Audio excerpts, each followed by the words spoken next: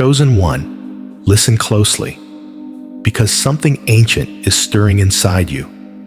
Not a memory from your mind, but a truth written on your spirit long before you were born. A scroll in heaven bears your name, and today it's being unsealed.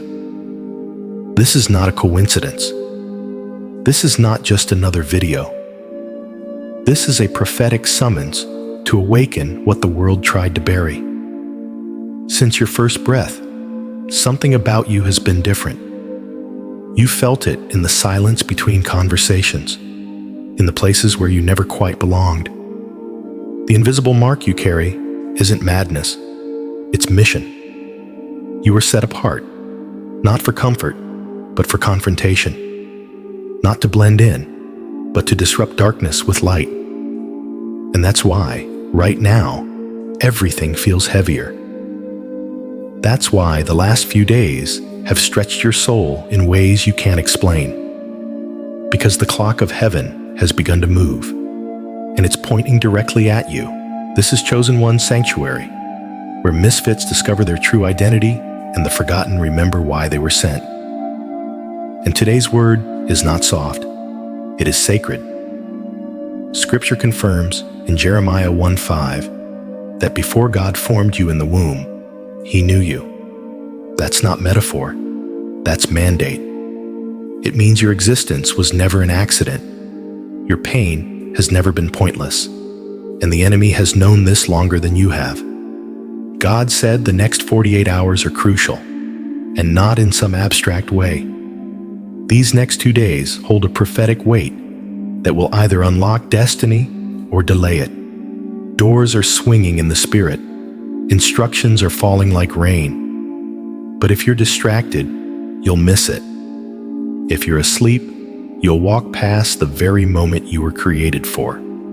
So stay with me until the end. Because by the time this message concludes, you won't just understand the urgency of this moment. You'll feel it pulsing in your spirit. There are signs to interpret, assignments to obey, and revelations that will shift your path forever. And we begin now with what God wrote about you before the world ever spoke your name. You were marked before birth. Chosen one. Before the foundations of this world were laid, you were already known. Not in a vague sense, not in a distant abstract thought, but by name, by design.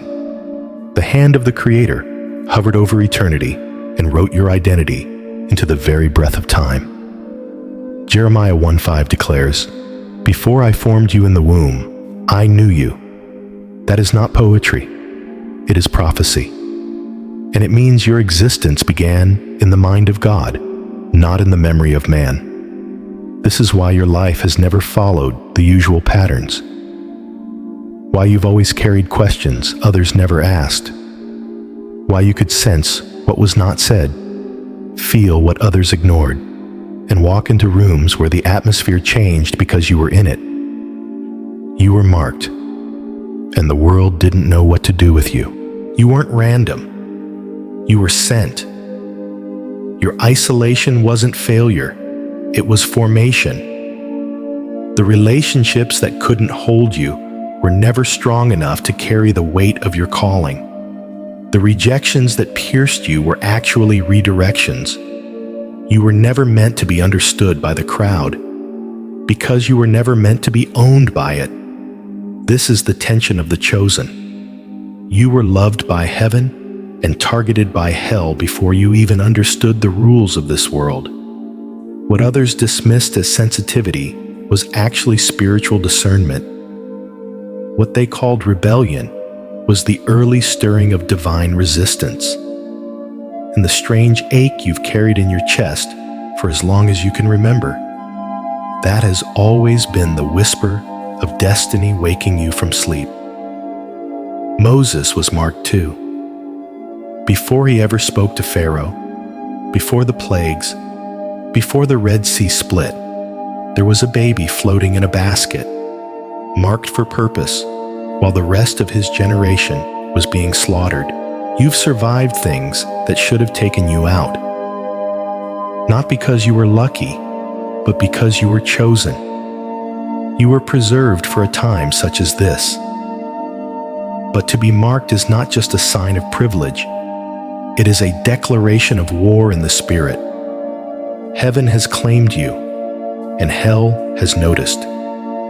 This is why the attacks have always felt personal, because they are. Your gifts threaten the kingdom of darkness. Your obedience disrupts its agenda. And the more you awaken to who you really are, the more the resistance intensifies.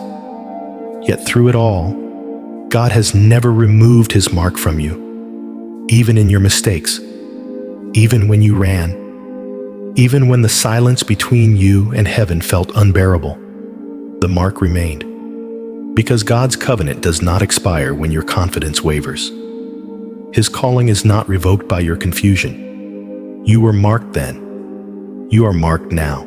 And if you've ever wondered why you couldn't fully disappear into the background, why you could never truly blend in, why every attempt to settle always ends in restlessness, this is why. You are not built for hiding. You are built for heralding. This is the burden and beauty of divine identity. To be known before you know yourself, and to be remembered by heaven, even when you've been forgotten by earth. But being marked is only the beginning. The pressure you're feeling now has a purpose. It's preparing you for what's coming next. Because the mark always draws the battle. And the closer you get to destiny, the more the war intensifies. Why the attacks intensify before breakthrough. Chosen one, the pressure you feel is not random. It is not bad luck, and it is not punishment. It is evidence. Evidence that your life has reached a spiritual threshold, that something is about to shift, that breakthrough is closer than it's ever been. And because of that, the attacks have increased. They have multiplied. They have grown louder, heavier, more targeted. This is not coincidence. It is confirmation. The enemy studies patterns. He sees the way heaven moves, and he anticipates moments of divine release. So when your destiny begins to vibrate at the edge of fulfillment, warfare intensifies. Suddenly, you find yourself tired for no reason, anxious in places you once found peace. Old temptations reappear. New confusion settles in. Distractions come cloaked as opportunities. Conversations feel sharp. People misunderstand you. All of it is calculated. All of it is designed to do one thing: get you to retreat right before the breakthrough. But listen to this truth. The enemy does not attack what does not threaten him. The pressure is proof of your progress. The warfare is proof of your weight in the spirit.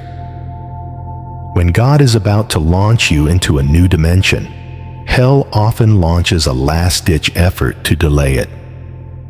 But what the enemy calls pressure, heaven calls preparation. And what the enemy calls a breakdown, God calls the breaking of chains. Consider Joseph. Just before he stepped into Pharaoh's palace, he was forgotten in prison, left in the darkness, misunderstood and silenced. But the pressure did not crush him. It positioned him. It refined his spirit so that when the door opened, he would not waste the opportunity with bitterness or pride. He would walk through it with wisdom, humility, and power. Chosen one, you've been walking through fire, not because you are weak, but because you are being forged. You are not under attack because you're off course. You're under attack because you're on the verge.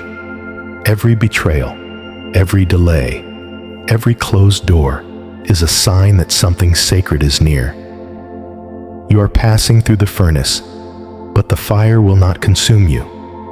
It will reveal you. The enemy wants you distracted. He wants you offended. He wants you to give up 2 steps before the door opens. But what he does not realize is this: you are no longer who you were when the battle began. The fire that was meant to break you has built you. The storm that tried to drown you taught you how to walk on water, and the tears you cried in private have watered the soil of a harvest you're about to see in public. So do not misread the pressure. Do not mistake the pain for abandonment. Heaven is closer than it's ever been, and the proof is in the resistance, because breakthrough always travels with opposition. And what feels like an ending is often the final contraction before birth. The prophetic meaning of 48 hours. Chosen one, when God highlights a window of time, he is not merely measuring minutes. He is signaling momentum. In the language of heaven, time is not just chronological. It is kairos, an appointed moment where eternity intersects with your reality. And when the Spirit says, the next 48 hours are crucial, it means this is not an ordinary stretch of days. It is a prophetic corridor, narrow and holy, carrying the weight of divine instruction. 2 days, 2 cycles of light and darkness. It is no accident that God often works in patterns of 3. In Scripture, the 3rd day is often the day of revelation, of deliverance, of resurrection. But before the 3rd day comes the testing, the days when nothing seems to move and silence becomes the furnace of faith. These 48 hours represent that very threshold, the time between promise and manifestation, where obedience is the only bridge forward. Think of Jonah. For 2 full days, he was hidden in the belly of resistance, not lost, but repositioned. On the 3rd day, he emerged, transformed, recommissioned, awakened. Think of Jesus, wrapped in burial cloth, laying still in the tomb. To the world, those hours looked like defeat, but in the spirit realm, it was a countdown to glory. A storm was unraveling. Chains were being broken beneath the surface of time. That is what these 48 hours are for you. A divine reset. A quiet realignment where heaven is watching closely to see how you move. Will you waste it with distraction? Or will you treat this window as sacred? Because how you handle these hours determines what unfolds in the days that follow. God is compressing things now. Acceleration does not begin with motion. It begins with clarity. In these hours, instructions may come softly. An urge to call someone, a pull to fast, a vision in a dream. Do not ignore them. They are not small. They are spiritual seeds. Miss them, and you delay the harvest. There is a reason time feels heavier lately. A reason your spirit can't seem to rest. You are standing inside a moment heaven has circled, a moment designed to awaken you. And here's the mystery. This window will close, not in wrath, but in rhythm. The clock will strike, and what you did or did not do will ripple into the season ahead. Chosen one, the next 48 hours are not just about opportunity. They are about alignment. They are your chance to step into divine timing, where things shift, not because you forced them, but because you flowed with what was already written. So guard this window. Treat every moment as a message. Heaven is watching, and the hour is near. Because time in the hands of God is never just passing, it is preparing. The signs are not coincidence.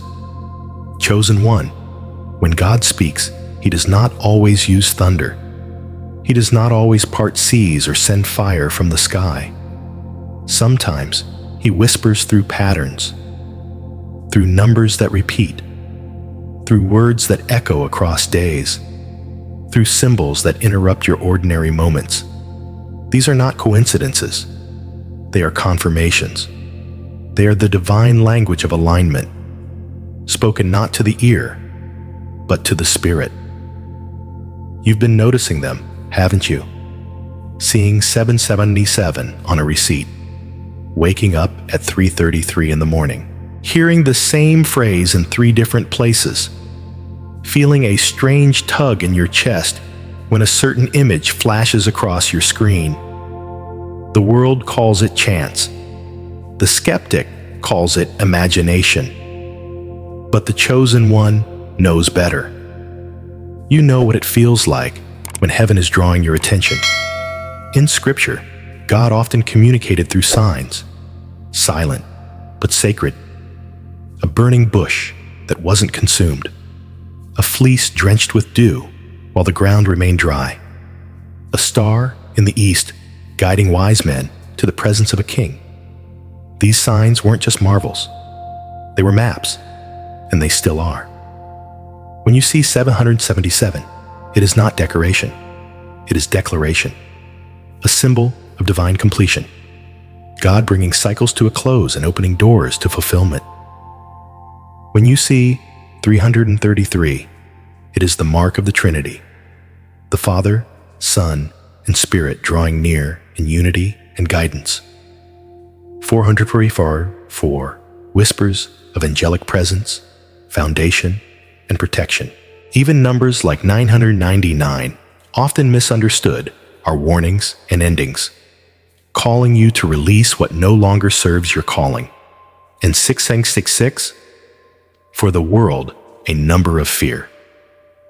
But for the discerning, it is a mirror, a call to examine where you are placing your energy and to realign with the Spirit. But signs are not always numerical.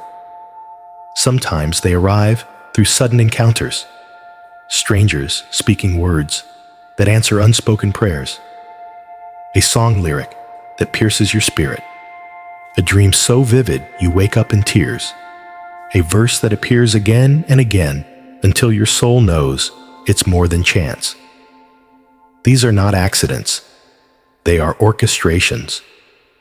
And here is the danger. If you treat them as background noise, you will miss the divine instruction inside them. Ignoring signs is not just spiritual laziness. It is spiritual disobedience. When God repeats himself, it means the moment is urgent. When heaven sends signals, it is not for entertainment. It is for preparation. Chosen one, the signs are speaking, and your mission is encoded within them. They are not here to confuse you, but to confirm you. They are clues pointing toward the door you're meant to walk through. And if you follow the thread, if you pay attention to the patterns, you will find that God has been guiding you more clearly than you ever realized. Because for the chosen ones, nothing is ever random. Every whisper carries weight. Every pattern has purpose. Every sign is sacred. And when you begin to honor the signs, you begin to walk in the rhythm of revelation. The chosen walk through fire before they reign. Chosen one, there is no crown without fire, no elevation without affliction. Before any chosen vessel is entrusted with authority, they are escorted through a furnace, not to destroy them, but to refine them, not to punish them, but to purify what cannot cross into their next season. You were never promised ease. You were promised transformation, and fire is the language of transformation. You've wondered why your battles have been so intense, why your betrayals have cut so deep, why the waiting has felt unbearable. It's because you are being prepared for something that cannot be carried casually. Heaven has placed weight upon your spirit, and only fire can make you strong enough to hold it. Look at David. Before he held a crown, he was hunted by a king who feared his anointing. He wandered in caves, betrayed by those he loved, forgotten by the very people he was destined to lead. But God used that season to teach him how to war, how to worship, how to lead without pride and trust without fear. The fire reveals what flattery cannot. It burns away false identity. It confronts your ego. It teaches your spirit to listen even when your flesh wants to run. The fire exposes weakness, not to shame you, but to strengthen you. Because authority that has not been tested will always become abusive, and destiny that has not passed through fire will crumble under pressure. Some of you are in the heat right now. You are surrounded by loss, silenced by injustice, worn out by unanswered prayers. But I need you to hear this. You are not dying. You are being defined. You are not forsaken. You are being forged. The very pressure that feels like punishment is the sacred fire of refinement. And when the flames settle, what remains will be holy. The enemy wants to convince you that the fire means God has left. But the truth is, fire is where he draws closest. He met Moses in a bush, burning with divine intensity. He walked with Shadrach, Meshach, and Abednego in the furnace so hot it killed the guards who stood near it. He does not avoid the fire. He joins you in it. But here is the mystery. Not everyone survives the fire. Some give up just before it lifts. Some retreat back to safety and forfeit their refinement. That is the cost of avoiding the flames, and that is why this moment matters. If you escape the fire prematurely, you prolong the delay. You miss the character God was trying to shape. You forfeit the authority that comes only from the ashes. Chosen one, the fire is not your enemy. It is your escort into glory. Let it burn what needs to die. Let it purge what cannot come. Let it refine until what remains is pure enough to carry what you were born for. Because no throne in the kingdom is handed to someone who has not been tested by heat, and no oil is ever poured on a life that cannot stand in the flame. The fire is the final gate before elevation, and you're standing in it now, being prepared for the weight of what's coming next. What happens if you ignore this moment? Chosen one, heaven is merciful, but it is not casual. Divine timing is not a suggestion, it is a summons. When God calls your name in a specific window like this, He is not inviting you to browse. He is instructing you to move. And if you ignore that call, if you treat this moment as common, you may survive, but you will delay what was already set to be released. There are consequences to spiritual silence, not in the way religion taught you to fear, but in the way purpose mourns missed opportunity. When heaven opens a gate, it doesn't remain open forever. Some doors are seasonal. Some instructions are time-sensitive. To ignore the signs, the patterns, the pressure in your spirit right now is to tell heaven you are not ready to carry what it's trying to entrust to you. Think of the 10 virgins in Matthew 25. All were invited, all were called, but only 5 were prepared. The others missed the moment not because they were evil, but because they were late. And once the door shut, it did not reopen. God's love is constant, but His appointments are sacred. You cannot always reschedule your destiny. There are people waiting on your obedience. There are assignments in motion that require your yes right now.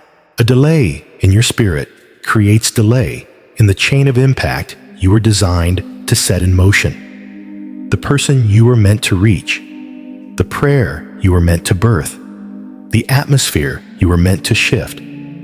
Those things do not wait forever. And here's the deeper cost. Every time you ignore a divine instruction, your sensitivity dulls. What once stirred your spirit starts to feel normal. What once convicted your heart becomes background noise. The longer you sit in delay, the harder it becomes to recognize the sound of heaven when it calls again. But this can be interrupted. This can be reversed. If you are listening now, if your heart still feels the pull, then you have not missed everything. You have heard the trumpet before it faded. You still have time to respond. Chosen one, your delay does not disqualify you, but it does cost you. It costs clarity. It costs momentum. And it may cost access to what would have been easier to walk into had you moved when first called. The wilderness was never supposed to last 40 years, but disobedience multiplied days into decades. So take this seriously. This moment is holy. The Spirit has placed breath on it.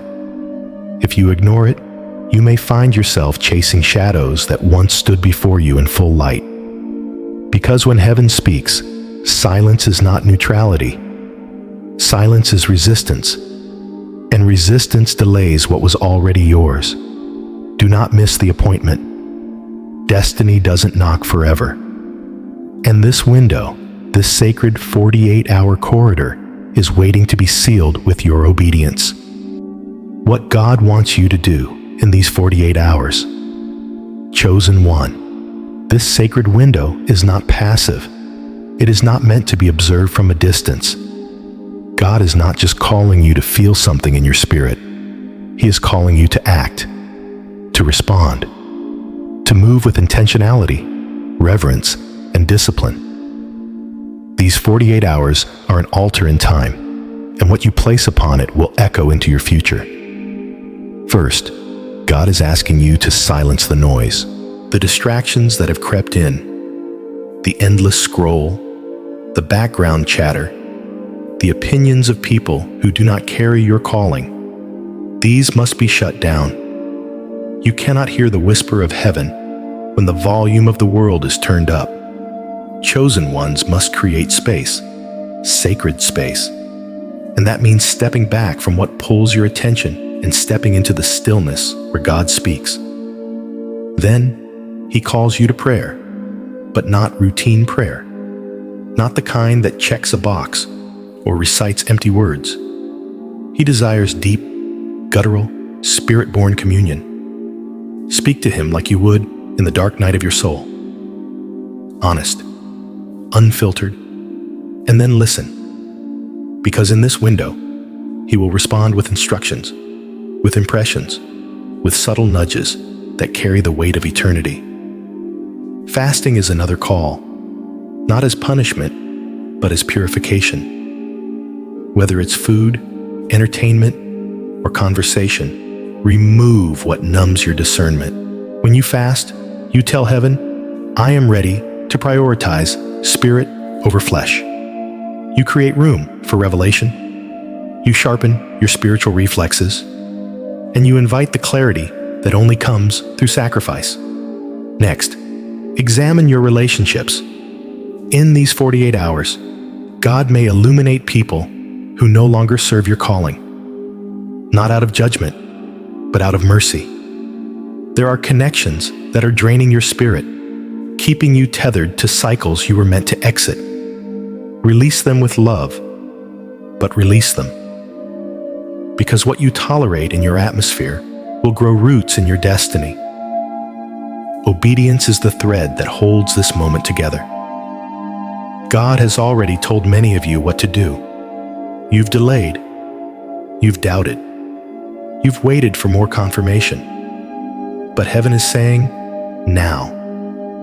Start what He told you to start. End what He told you to end. Move in the direction He already marked. Obedience in these hours will unlock doors that cannot be pried open by striving. Guard your energy like it is sacred currency, because it is. Do not give access to every voice, every mood, every crisis. You are not being cold. You are being called. What drains you now could delay you later. Protect your peace like a warrior guards a gate, because what enters your mind will influence what leaves your mouth. And write. Journal your prayers, your visions, your dreams, your questions. When you write, you anchor the spiritual into the physical. You create a memorial of obedience. You leave a trail your future self can follow when the fire gets hot and the path becomes foggy. Rest too. True rest. Not distraction, not escape, but holy stillness that trusts God is working even when you are not. Rest is not retreat. It is recognition. It is you saying, I believe that God can do more in my surrender than I can in my striving. And finally, sow, not just money, sow kindness, sow courage, sow encouragement into others. Plant spiritual seeds, even if small, because in this sacred window, what you give out will return multiplied. Heaven always honors the seed of obedience. These are not tasks. They are tools. They are the way the chosen respond to holy instruction. And what you do with them now will determine what unfolds next. Because obedience in sacred time does not just shift your circumstances, it reshapes your destiny. And every small act in this window becomes a monument in eternity. The blessing on the other side. Chosen one, God never calls you into obedience without preparing a blessing on the other side of it. Heaven does not ask for your alignment in vain. These 48 hours are not only a test, they are a turning point, a sacred hinge on which entire seasons will swing. And for those who heed the call, for those who guard this time like treasure, there is a reward already unfolding in the unseen. The first blessing is clarity. After so much inner fog, after wandering through spiritual confusion and emotional fatigue, you will begin to see clearly. Not with your natural eyes, but with a sharpened spirit. Decisions that once felt paralyzing will become simple. Relationships will sort themselves without chaos. Your path will glow with quiet confidence, because obedience clears what fear clouds. The second is breakthrough. Not loud and dramatic for everyone to witness, but real, lasting, personal. Doors that have been sealed for years will begin to creak open. The favor that seemed delayed will accelerate. The things that once required begging will begin to find you in secret. Because God does not forget the obedience offered in private. Then comes strength. Not the kind you can fake. Not adrenaline. Not emotion. But deep-rooted, soul-level resilience. The kind of strength that lets you sleep in the storm. The kind that steadies your hands when others panic. You will feel it rising, not all at once, but you'll wake up one day and realize that thing that used to shake me doesn't even move me anymore. Another blessing is release. The hidden weights you've been carrying. Grief that never found its name. Guilt that never found healing. Pressure you were never meant to hold will begin to lift. You will feel lighter, freer, more present. Because when obedience meets timing, the chains that held you fall without a fight. And then comes acceleration. You've felt behind. You've wondered if it's too late. You've watched others pass you by and questioned whether you missed your moment. But heaven moves on a different clock. And when you align, God redeems time. What would have taken 5 years will begin to move in 5 weeks. Delayed promises will catch up like waves rushing in. Not because you forced it, but because you finally flowed with it. But perhaps the most precious blessing is peace. A stillness in your soul that makes no sense to the mind. A sacred assurance that even if everything around you looks uncertain, everything within you is settled. This peace does not come from outcomes. It comes from obedience, from knowing you've walked in step with the one who sees all things. Chosen one. These are not fantasies. They are fruit. Fruit of a window well stewarded. Fruit of choices made in silence that shift the noise of your future. You will not exit these 48 hours the same. Not if you've honored the call. Not if you've moved when heaven whispered. And while no eye may see what shifts immediately, all of heaven is recording it. Every decision, every fast, every prayer, every refusal to be distracted. It is all seen, it is all known, and it will all return. Because God is not a man that he should lie. What he begins in urgency, he finishes in glory. And for the chosen ones who walk through this fire, there is a table being prepared on the other side, full of answers, full of favor, full of divine timing, finally fulfilled. And now, you are almost there. The window is closing. The weight is lifting. The blessing is near. And all of heaven waits to see what your obedience will birth. Chosen one, you now stand on the other side of a sacred invitation, not because the mystery is finished, but because your awareness has been awakened. These past moments were not just teaching, they were realignment, a prophetic reminder that destiny is not some distant event waiting to surprise you, but a sacred thread already woven into your days. Time is not neutral, it is holy. And when heaven speaks about a window like these 48 hours, it is not speaking casually. It is declaring that a gate in the Spirit has opened, and your response determines whether you pass through it or watch it close. The truth is, many are called, but very few pause long enough to recognize the call when it comes wrapped in silence, in pressure, in seemingly small acts of obedience. There is beauty in that tension, that God, in his sovereignty, still entrusts fragile vessels like us with moments that carry eternal weight, that even in our weakness, we are invited to move with him, to co-labor, to discern, to obey. The mystery is this: God moves through time, but he is not bound by it. And yet, he waits to see what you will do with this moment. So ask yourself, what will these 48 hours mean to you 10 years from now? What testimony will be born from this sacred stretch of time? Will you remember it as the moment everything began to shift? Or the moment you chose silence when heaven asked for movement? Receive this now as a prophetic seal upon your life. You are not wandering. You are being positioned. You are not behind. You are aligned. You are not ordinary. You are chosen for a time such as this. If this message stirred something in you, if you felt the weight of God's voice in these words, let your spirit respond. Like this video as a symbol of agreement, share it with another chosen one who needs to remember who they are. And if you haven't yet, subscribe to Chosen One's Sanctuary so you never miss a moment meant for your calling. And in the comments below, declare your confirmation. What number has heaven been showing you? What instruction came alive as you listened? What resonated as truth deep within your soul? Your testimony may be the word someone else was waiting for. This is no longer just a message.